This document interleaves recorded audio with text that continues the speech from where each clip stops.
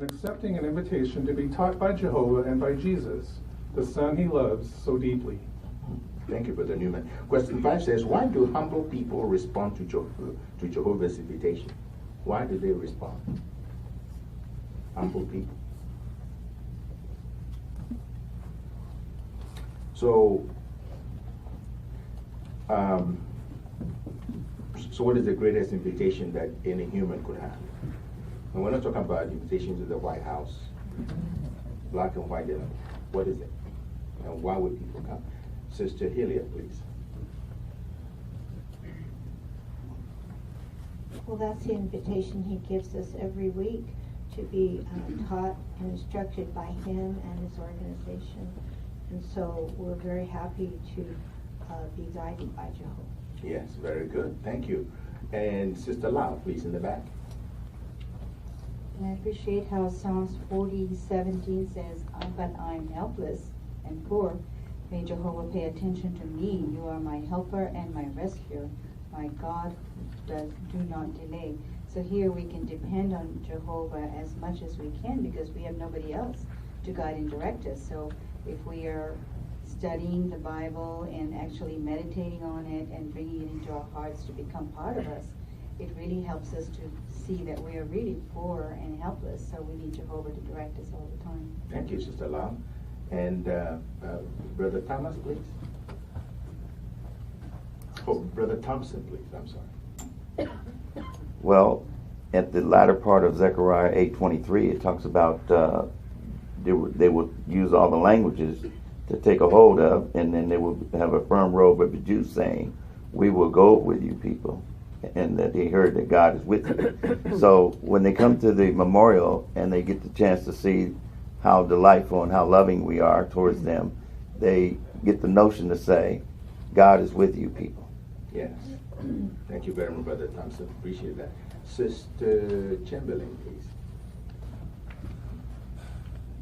And one of Isaiah's prophecies about God's servant in Isaiah 54 it talks about his intimate relationship, Jesus' intimate relationship between Jehovah and his firstborn.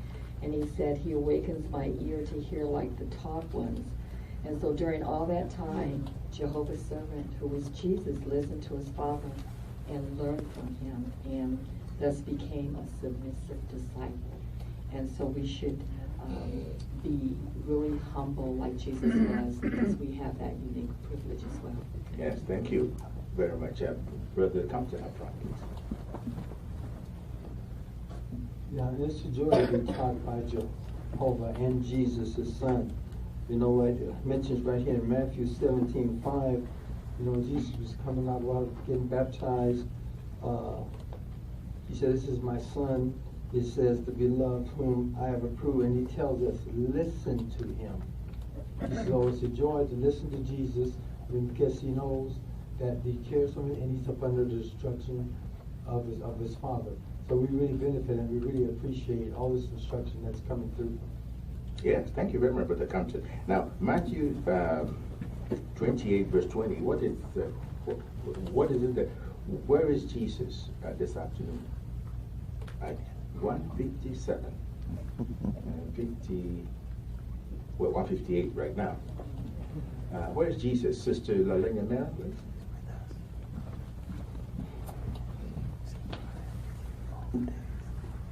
Even though he's in the heavens, he's with us, and that he fully supports us. That brings out there that, look, I am with you all the days until the conclusion of the system of things. So he sees what we're doing, and he's here to fully support us. Yes. And something else too, when a humble person accepts Jehovah's invitation and attends a memorial, what may happen to them? Sister Hewitt, please.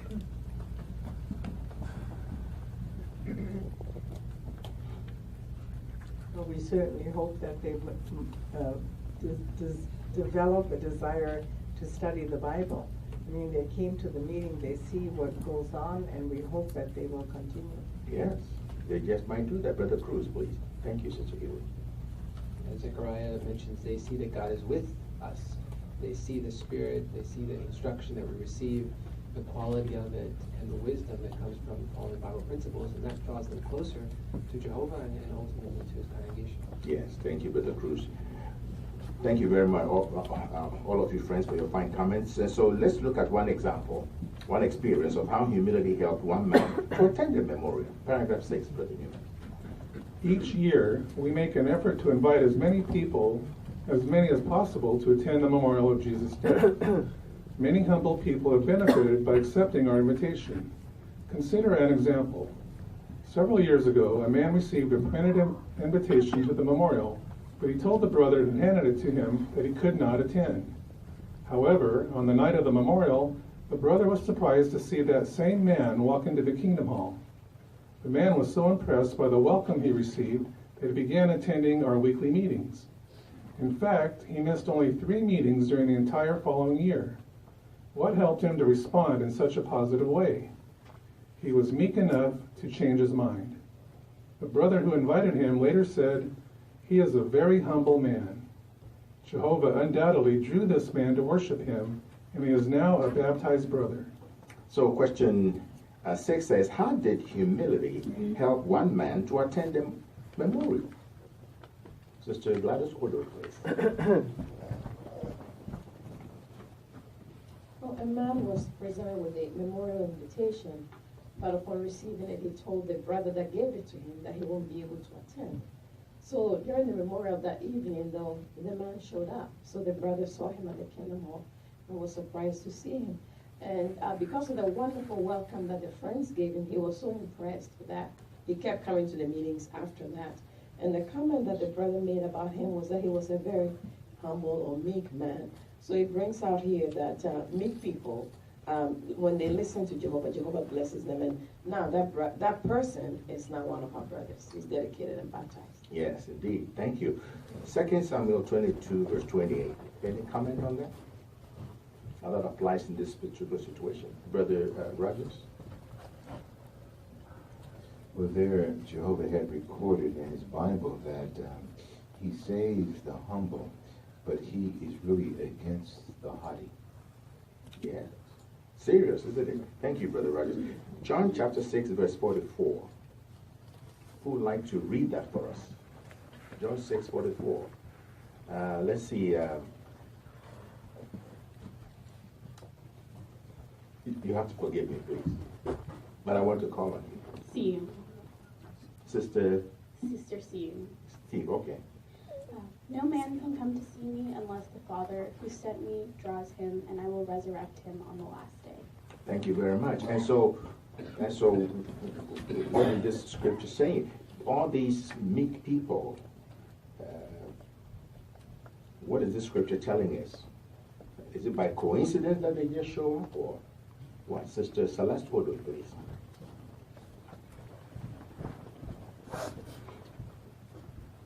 Paul reminds us that it's Jehovah who draws people, and so he recognizes that weakness of people and gives them support to be able to attend and give them that instruction that they need.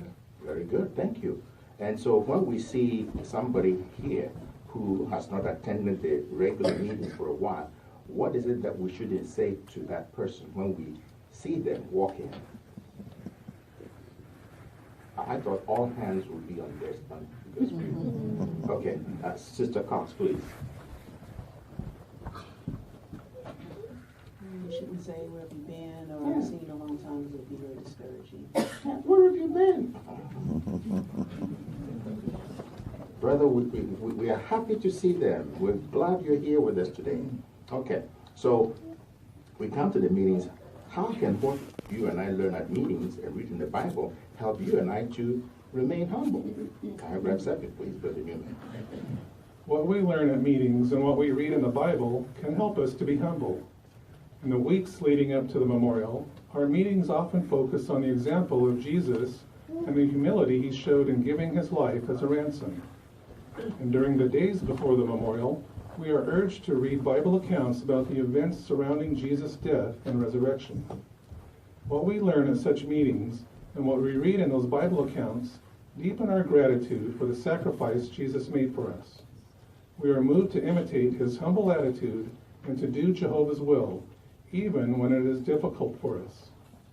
So question 7 says, how can what we learn at meetings and read in the Bible help us to be humble? How can that help us? What is the program that we've been encouraged to follow before the great day? Sister Gwen Cunningham, please. Let's start with you. We have a week of Bible reading before that time comes, and it helps us to really focus on that ransom and what Jesus Christ did for us. So when we come to the memorial, we get more out of it. Yes, very good. All right. And thank you, Sister Cunningham. Sister Marietta Joe, please.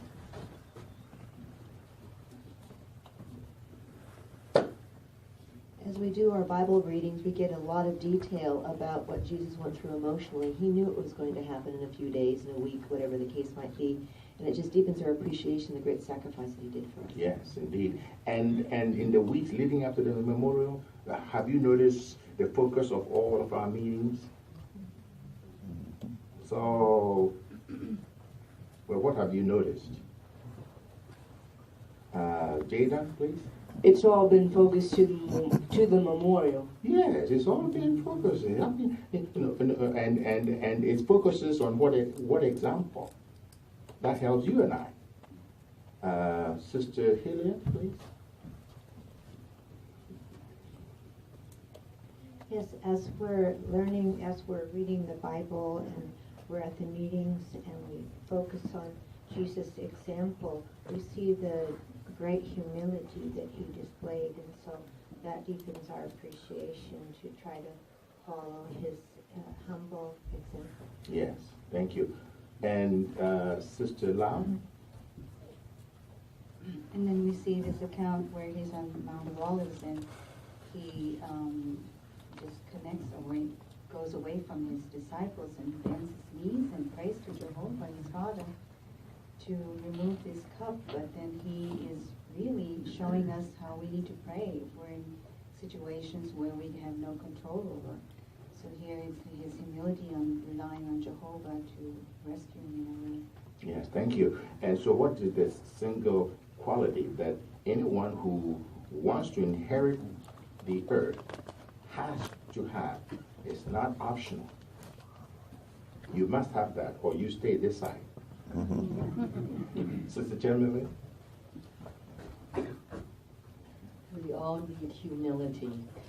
And I also wanted to say that Jesus wanted God's will to be done, not his own. And so he always went to the Father to pray about everything. He did what God wanted rather than what he thought was best. And so we learn here that it's always right to do what Jehovah says, even though it may not be easy to do. Yes, thank you, Sister Chairman. Luke 22, 41 and 42. Who would like to read that for us? Sister Becca, please. Luke 22, 41 and 42. And he withdrew from them about a stone's throw away, and he bent his knees and began to pray, saying, Father, if you want to, remove this cup from me. Nevertheless, let not my will, but yours take place. Thank you, Sister Becca. So what is this teaching you and I about humility? Brother Craig Harris, please, in the back. Well, we look to follow Jesus' example. He didn't want to be killed as a blasphemer, as someone who slandered against God, even though that wasn't the case. He didn't want it to be that way because it would reflect badly on Jehovah. And yet, it wasn't his will that he did. It was Jehovah's. Jehovah allowed it, so Jesus allowed it. Yes, indeed. So this was baby cakes for Jesus. Like eating popcorn. Brother Thompson. It wasn't an easy thing for him, despite he knew that what was going to take place, because he cried out to his Father, why have you forsaken me? When he was shedding the blood on behalf of all of us. So it wasn't easy, even though he knew this was going to take place, but he knew he was going to do the will of his Father. Thank you, Brother Thompson. Sister Forgina Rogers, please. Yes, and I was thinking of this thought about great humility. And not only, being on that torture state, but the way people treated him. He had a kangaroo court. People put a bag over his head and hit him in the head with a reed. They spit on him.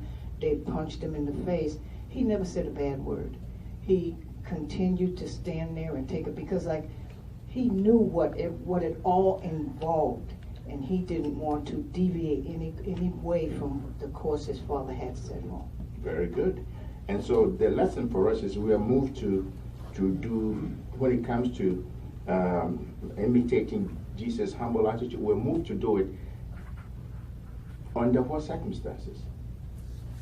Because that's where the real challenge is, isn't it? Sister Lalena Marion, please.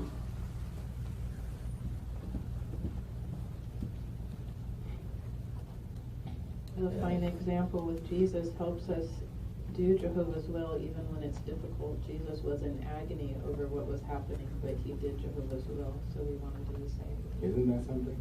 Thank you, Sister Mary. We appreciate all the fine comments, friends. That brings us to our next subheading, because we need this to attend meeting. Courage helps us to attend. Let's see how. Paragraph 8, please. We'll start us off. We also try to imitate Jesus in showing courage. Think about the courage he showed on the days before his death. He was fully aware that his enemies would soon humiliate, beat, and execute him. Still, he willingly faced death. When the time came, he said to his faithful apostles who were with him in Gethsemane, "Get up, let us go. Look, my betrayer has drawn near." And when the armed mob came to arrest him, he stepped forward, identified himself, and ordered the soldiers to let his apostles go. What outstanding courage Jesus displayed. Today, anointed Christians and those of the other sheep strive to imitate Jesus in showing courage. How? So, how did Jesus show courage? How did he show courage? Anaya?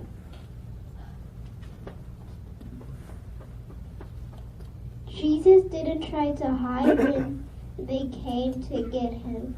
He stepped up and told them who he was and ordered the soldiers to let his apostles go. Very good, Anaya. Thank you. Sister Ophelia Roque, please. Okay, thank you very much, Brother Roque. In Matthew 26, which is partially quoted there, verse 36, where he said, "Get up, let us go." That was very courageous and profound, because basically what he was saying, get up, let me go be spat on. Get up, let me go through this kangaroo trial. Get up, let me be beaten. Get up, let me be scourged. Get up, let me be nailed on that torture stake. Yes, thank you, Brother Roque. What would most people have done? Most men have done. They know if they're coming. Sister, right, please give me your name, please. I'm sorry. Sister Stewart. Sister Stewart, please. Well, most men would have took off running. Well, what about the women? Sister Stewart. Same with that. Exactly. We would have taken off. See, that's the thing about Jesus. You see. So yes, we can really appreciate that. Now, in connection with our discussion today about Jesus showing courage, so what is it that you and I try to do? What is it that you and I try to do? Sister Hewitt, please.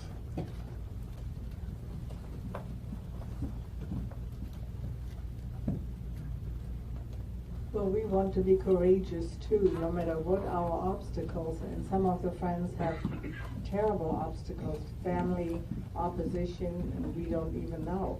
So we know that no matter what the situation is, that we will have to come to the meeting. Courage, yes. Thank you very much. And so now that brings us to paragraph 9. And let's take a look, please. To attend meetings regularly, we may need to demonstrate courage in the face of difficult circumstances. Some of our brothers and sisters attend meetings despite being burdened by grief, discouragement, or health problems. Others courageously attend meetings despite strong opposition from family members or governmental authorities. Think for a moment about how our example affects our brothers who are in prison for their faith. When they hear that we keep serving Jehovah in spite of our trials, they are strengthened to maintain their faith, courage, and integrity. The Apostle Paul had a similar experience. When he was in prison in Rome, he rejoiced whenever he heard that his brothers were serving God faithfully.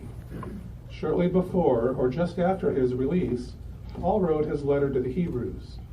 In that letter, he urged those faithful Christians to let their brotherly love continue and never to forsake meeting together. So question 9a says, why might we need courage to attend meetings regularly? Why might we need that? To attend meetings regularly. Sister Roque, please. Well, it can help us to remain calm and faithful to Jehovah when we have suffered trials, and help us to focus on the future, not on our trial. Yes, very good. All right. And question B, how can our example affect our brothers who are in prison for their faith? Brother Jason Odoy. Well, we see the picture here. Our brothers and sisters, some of them are undergoing a lot of persecution. This happened this past year, last year when we were writing to the Russian government about the mistreatment of our brothers and sisters that are being persecuted. They had thousands and thousands of letters from brothers and sisters around the world trying to stop that. And so the brothers in Russia were uplifted and moved by the overwhelming support that we have worldwide from our brothers and sisters. So we see that when we take a stand for our brothers and sisters, when we try to help them out, send prayers and send encouragement, when they're in prison, they're able to uphold their faith and continue to serve faithfully. Thank you, Brother Odoy. And what is the picture description there for this picture? Brother Harris, correct? So we can see here a difficult situation. In the top left, we see a sister and her son. And on the far right, that's her husband that's in jail. And she's continuing with her ministry. At the meetings, they are commenting, they are participating. And when she writes to her husband, she's letting him know, these are the things we're doing. We haven't given up, and you're not in jail for nothing. Yes, thank you very much, Brother Harris. Appreciate that. And Sister Stewart?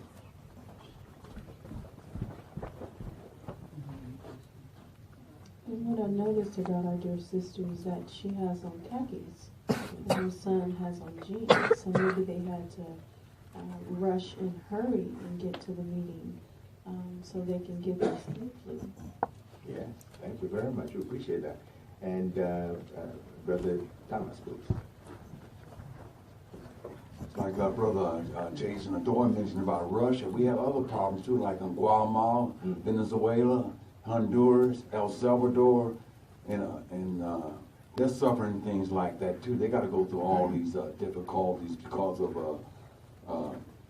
trying to serve Jehovah in these difficult situations. So we can see that what they have to put up with.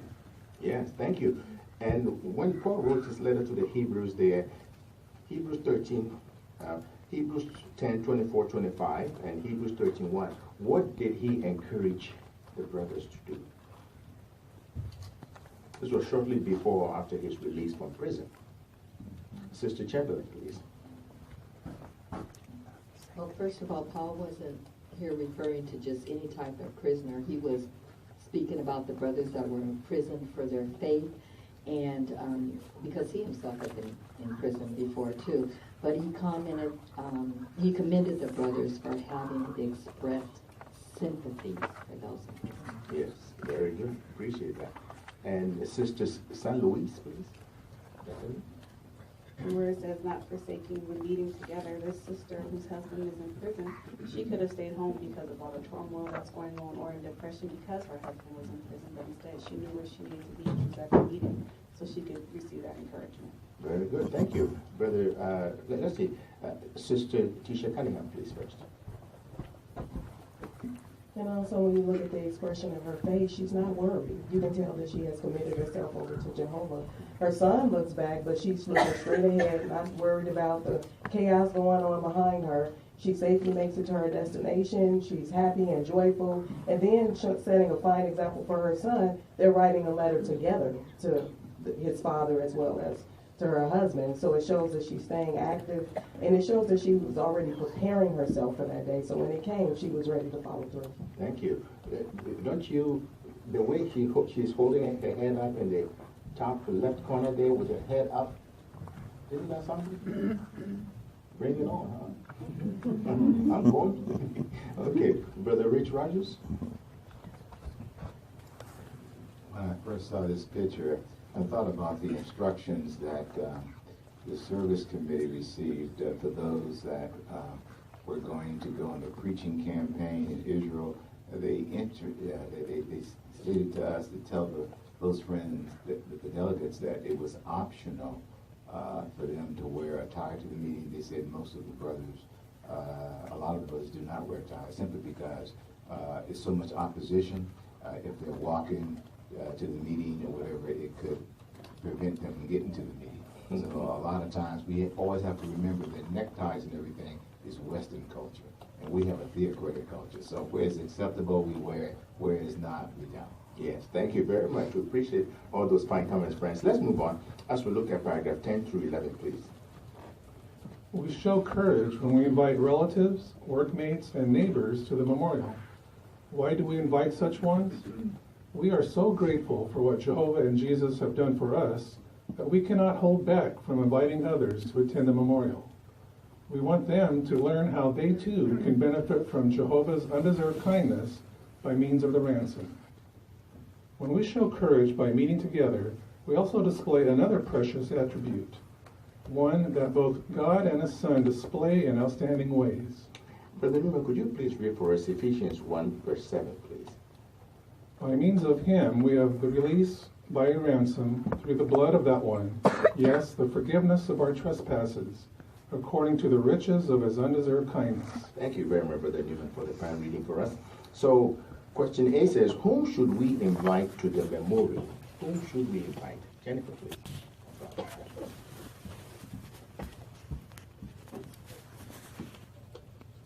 We should invite people who we don't know through our preaching work, but also our relatives, the people who we work with, and our neighbors. Yeah, it's very good. Why would that take courage to invite your relative or a workmate? Isn't that just, don't they know you already? Brother, please up front. Let me get you.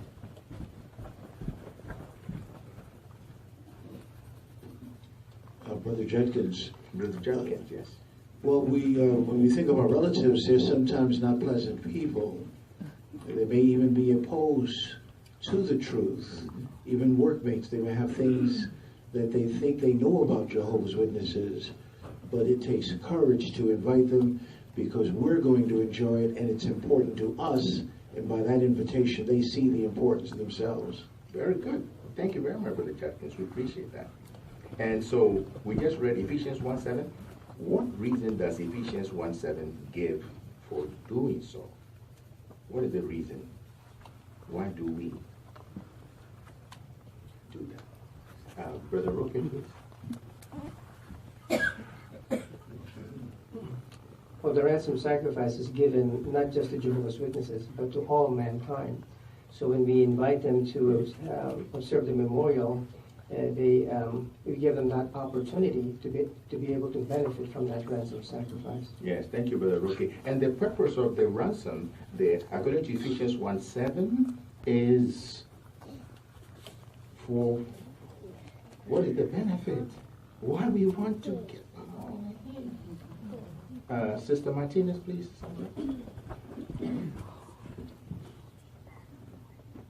It says for the forgiveness of our trespasses.